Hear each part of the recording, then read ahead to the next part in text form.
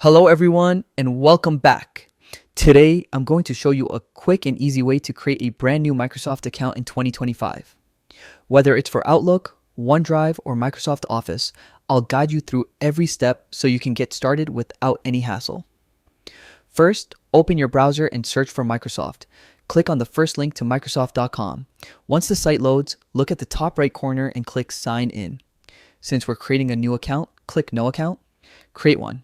Next, you'll see an option to get a new email address. You can either use an existing email or create a brand new one. If you're creating a new email, choose between Outlook.com or Hotmail.com. Type your desired email name.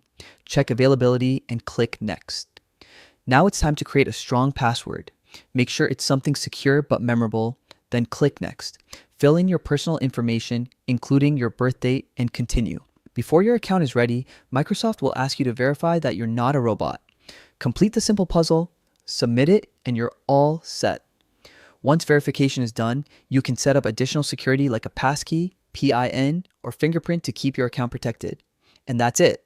Your Microsoft account is now ready. You'll see your account name in the top right corner, and you can start using all the amazing features Microsoft has to offer.